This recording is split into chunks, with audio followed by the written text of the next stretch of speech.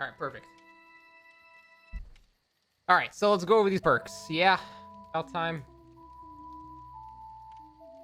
Perfect.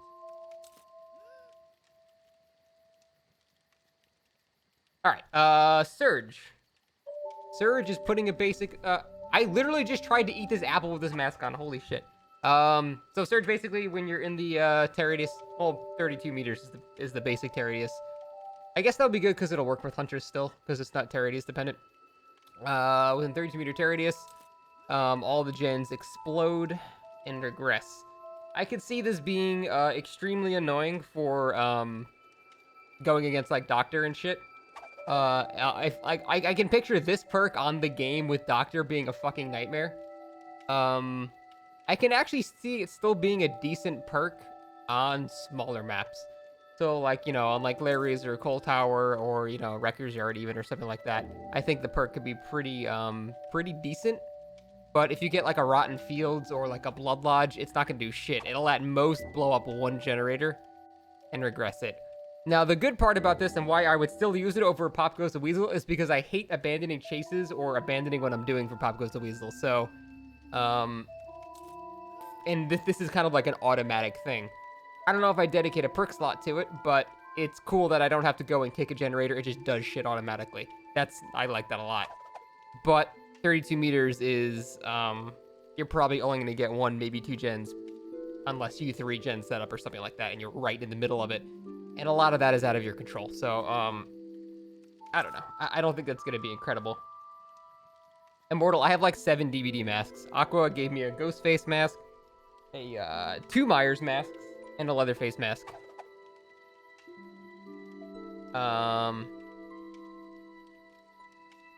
Okay, so Surge, I don't know.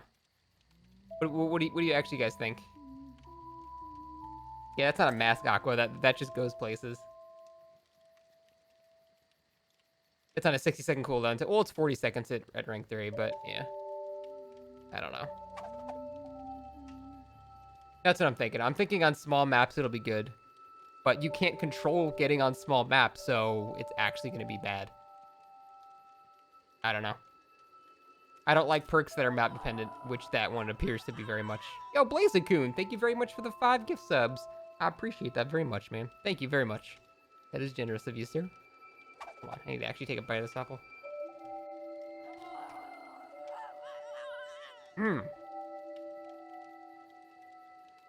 Yeah. Just burn a game piece every time, but yeah, then you have to play on the game. If it was tied to tear radius, no. They cannot do that. If they tie it to tear radius, then you're going to have a double comm Doctor with distressing in treatment mode having a 60 meter tear radius on the game. And every time he downs a survivor, he's going to blow up every gen on the entire map. So, you can't do that. That's a hard perk to balance. Because if you make it any bigger, it's a nightmare. But right now, it's not that good. So, I don't know. Cruel Confinement. Every time a gen is completed, all windows of all locations with a 32... Oh, shit.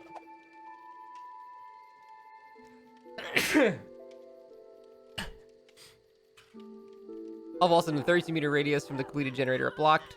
For all survivors, the next 30 seconds. Or 35 seconds. Son of a bitch. I'm sick.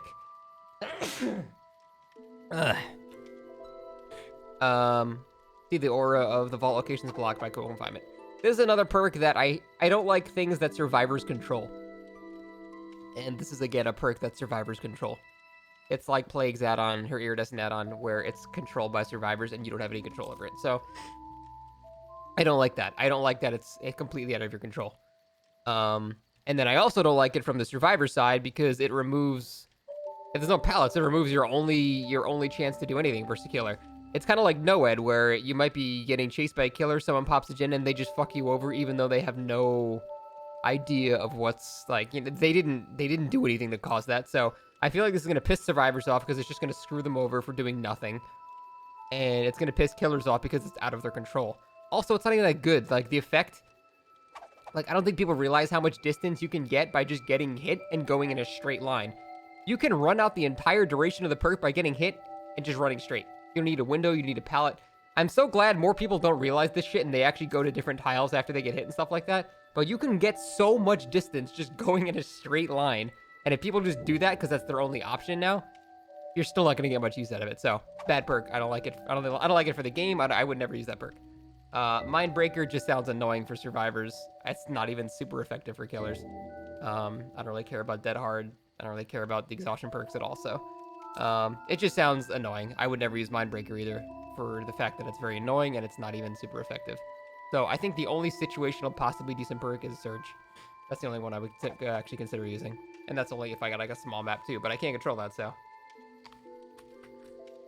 But I'll mess around with Surge.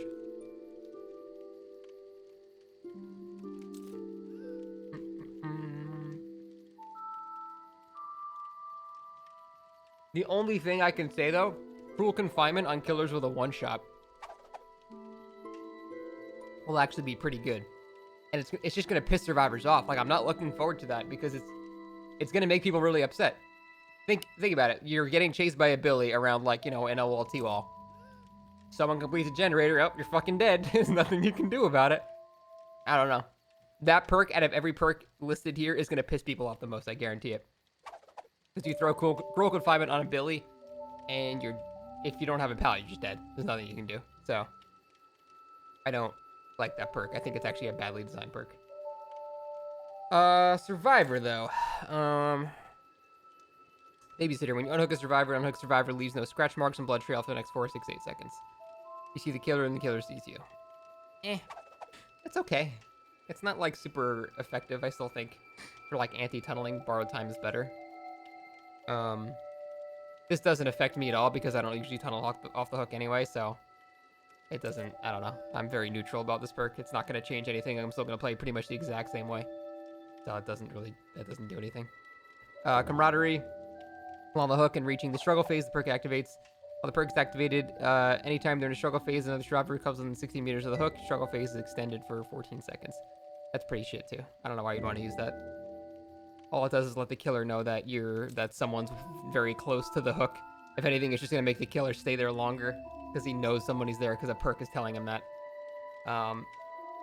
I would say camaraderie would be better if it worked outside of 16 meters. So basically, if you get a guy face camping, then that's another 14 seconds. The entire team has to do generators all across the map. So it very harshly punishes killers for face camping then. That would make way more sense. Its current implementation, why it's only 60 meters from the hook instead of outside of that radius, makes no sense. So if they reversed it and made it so it was outside of the 60 meters, not inside of the 60 meters, I think that'd actually be a pretty decent perk to kind of, it's kind of like a selfless sacrifice for face camping. But like the guy in the hook doesn't benefit, it just benefits his whole team. So if they reverse that, I think it would be pretty good for that. It would, 14 seconds with 3 people on generators is a lot of progress. That's a lot of progress. So, yeah, if they reverse that, good perk. As it stands right now, useless. No one will ever use it. Second win. When you complete 1 health state of healing a survivor, perk activates. Next time you unhook yourself, affected by broken, well outside the terror radius, you passively get healed over the duration of 20 seconds. That, I think, is actually pretty decent. I like that perk.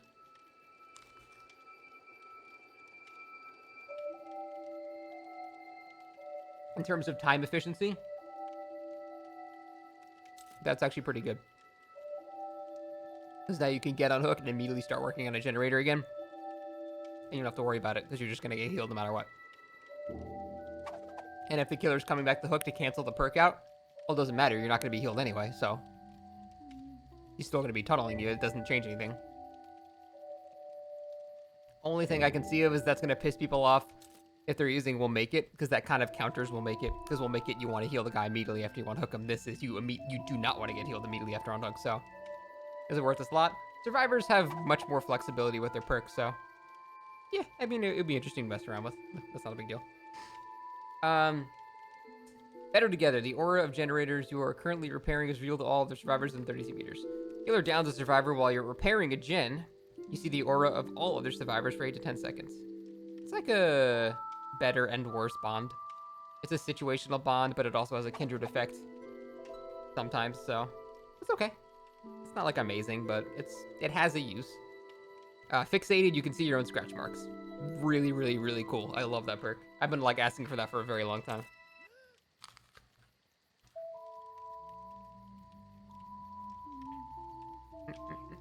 Sorry. You're faster. You're faster while walking. Hey, Ambrose up. Yeah, I like Fixated a lot. I think that's my favorite perk. That's like the biggest actual significant perk released so far in this whole DLC. That's gonna make stealth actually a lot more viable, I think. Oh my god, April, thank you for the 5 gift subs. That's a solid Jund H. Dude, imagine not Jund Hing. You do this every time, April. Damn it. Thank you very much, April. I appreciate it.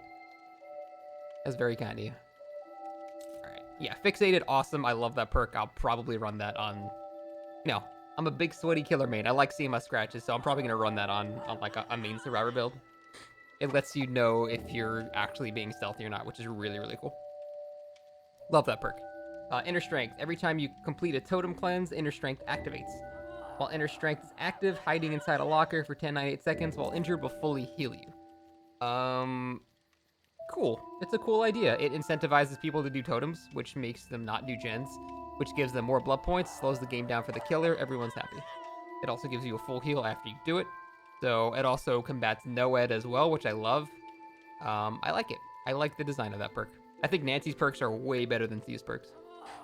Yeah. So overall, perks I love. Fixated, very cool. Inner Strength, very cool. Second Wind could be decent. For Killer, Surge is probably the only one I consider using right now.